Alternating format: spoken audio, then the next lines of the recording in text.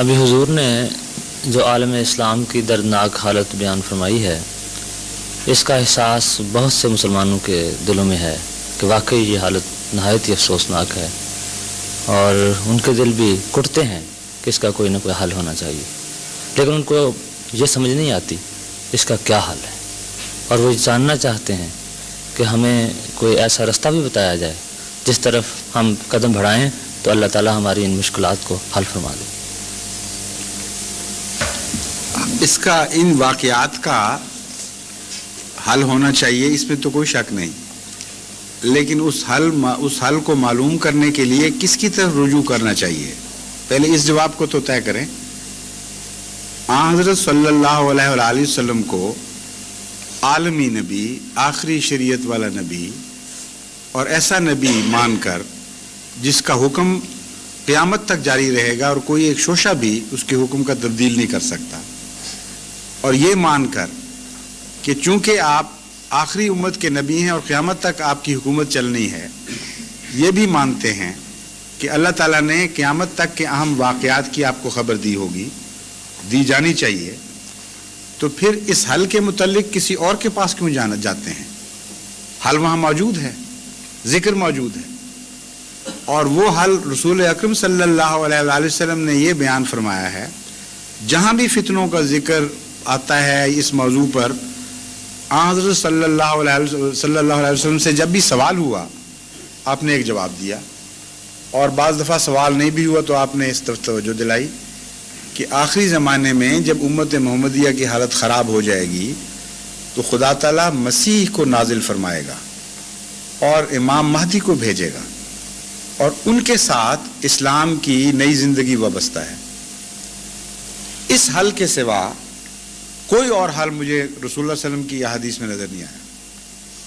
ہر جگہ یہی فرمایا ہے کہ آخری دور میں جب مسلمانوں پر یہ باتیں گزر جائیں گی تو اس وقت آنے والے کا انتظار کرنا، اس کو تلاش کرنا، وہ آئے گا تو تم بچو گے، وہ نہیں آئے گا تو نہیں بچتے، تم اس کے ساتھ وابستہ ہو گئی ہے، اور صرف یہی حل ہے جس کو ماننے کے لیے آج عالم اسلام تیار نہیں۔ کہتے ہیں اور کوئی حل دکھا دو، جماعت بن جائے، کوئی مودودی جماعت ہو یا کوئی دوسری جماعت ہو، کوئی تنظیم بن جائے، کوئی ختم نبوت کی کانفرنس کی شکل بن جائے، وہ کہتے ہیں ان کے ساتھ لگنے سے اسلام زندہ ہو جائے گا، بس یہ کافی ہے۔ رسول اللہ صلی اللہ علیہ وسلم کو نہیں پتا تھا اس بات کا، ان کو نئی خبر ملی ہے۔ خدا تعالیٰ نے حضور اکرم صلی اللہ علیہ وسلم کو یہ کیوں نہ بتایا کہ جب امت کے حالات خراب ہوں گے تو علماء امت بچا لیں گے؟ بتانا چاہیے تھا۔ علماء امت کو امت کا رسول اس طرح اگنور کر دے کہ اشارتاً بھی ان کی طرف نجات وابستہ نہ کرے، یہ واقعہ ہو ہی نہیں سکتا جب تک کہ کوئی ان کے متعلق ہولناک خبر خدا نے نہ دی ہو، اور وہ بھی موجود ہے۔ حضرت صلی اللہ علیہ وآلہ وسلم فرماتے ہیں کہ سیاتی علی الناس زمان لا یبقى من الاسلام الا اسمہ ولا یبقى من القرآن الا رسمہ مساجدہم عامرۃ وہی خراب من الہدی وعلماؤہم شر من تحت ادیم السماء،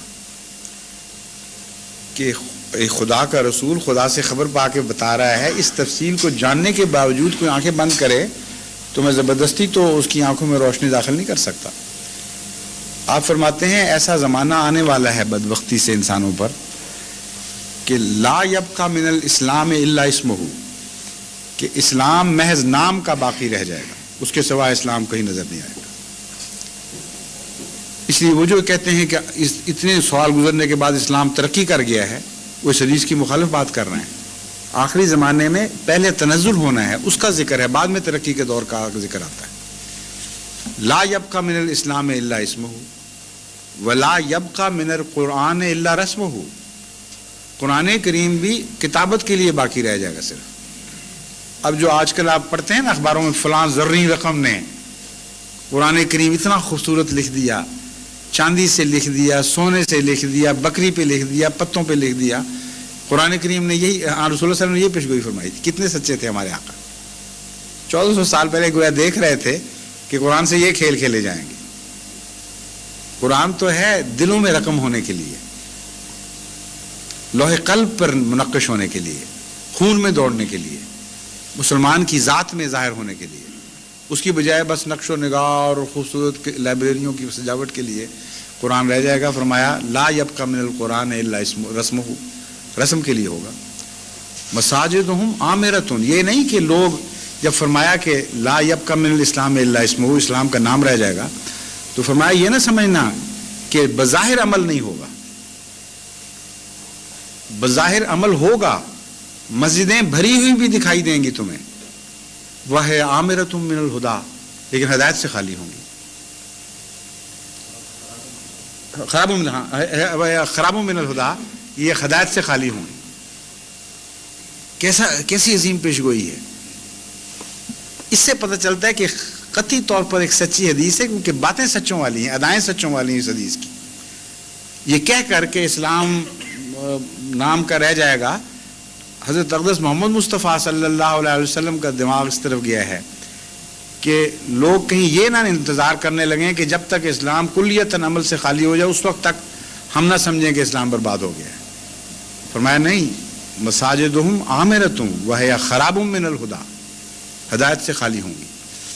اس وقت کیا ہونا چاہیے؟ علماء بچائیں گے، ان کا کام ہے نا۔ پہلے وہ کہتے ہیں ہم محافظ ہیں، ہم رسول اللہ صلی اللہ علیہ وسلم کی عزت کے، ناموس کے، اسلام کے محافظ، ہماری عزت کرو، ہم انبیاء کے وارث ہیں، اس لیے پہلے دماغ میں خیال جاتا ہے کہ علماء بچائیں گے۔ اگلا ٹکڑا سنیں، علماؤہم شر من تحت عظیم السماء، اس زمانے کے علماء آسمان کے نیچے بدترین مخلوق ہوں گے۔ کوئی احمدی اس کا 10واں حصہ بھی علماء کے متعلق کہہ دے تو قتل و غارت ہو جائے، معصوموں کا بھی جنہوں نے نام بھی کہا ہو نا، ان کو بھی برباد ہیں یہ لوگ۔ اب ان کا ہاتھ جا سکتا ہے اوپر تک، رسول اللہ علیہ وسلم کی قدموں کی خاک پہ بھی ہاتھ پڑتا تو ہاتھ معزز ہو جاتا، یہاں کہاں ہاتھ ڈال سکتے رسول اللہ علیہ وسلم پر؟ ظلم کے ساتھ تو سوال ہی نہیں پیدا ہوتا۔ اب ان سے پوچھیں کہ یہ حدیث سچے کی تھی یا جھوٹے کی تھی؟ نعوذ باللہ من ذالک۔ یہ بات کہنے والا تمہارے متعلق، اور یہ زمانہ آ گیا کہ نہیں آیا؟ دو ٹوک سوال ہے، پھر آپ کو پتہ چل جائے گا کہ آپ کی نجات کس سے وابستہ ہے۔ سیدھی بات ہے سمجھنے والی، یہ زمانہ آیا ہے کہ نہیں آیا؟ اگر نہیں آیا تو ابھی باقی رہ گئے ہیں خرابی کے دن، اس سے بھی بدتر حال میں تم لے جاؤ گے ہمیں، کیونکہ ان دنوں کو بدلنے کے لیے رسول اللہ صلی اللہ علیہ وسلم نے مسیح کی خبر دی ہے، تمہاری خبر نہیں دی۔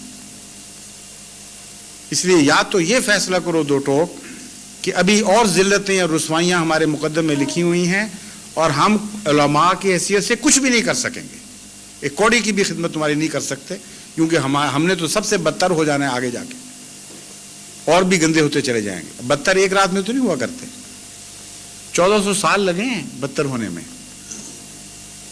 آپ کا کیا خیال ہے جو آج بدتر نہیں ہوئے کل بدتر ہو جائیں گے؟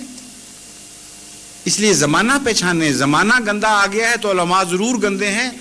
حضرت محمد مصطفیٰ صلی اللہ علیہ وسلم لازماً سچے ہیں، یہ جھوٹے ہوں تو 1 کروڑ علماء کو بھی جھوٹا سمجھنا میں کوئی گناہ نہیں، لیکن ایک محمد مصطفیٰ صلی اللہ علیہ وسلم کو غلط سمجھنے میں گناہ ہے۔ اب بتائیے اس کا حل آپ نے کیا فرمایا؟ آپ ہر جگہ یہ فرماتے ہیں کہ مسیح نازل،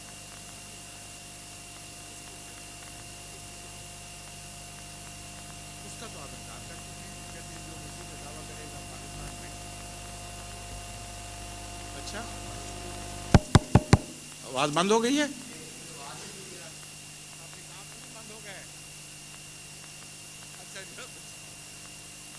اور بھی پیچھے دوستوں کو آواز نہیں آ رہی تھی؟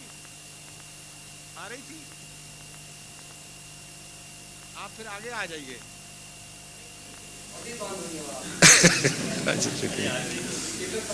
تو اتفاق سے بات بھی بند ہو گئی تھی اس وقت، جو میں نے جواب دینا تھا دے چکا ہوں۔ اب ایک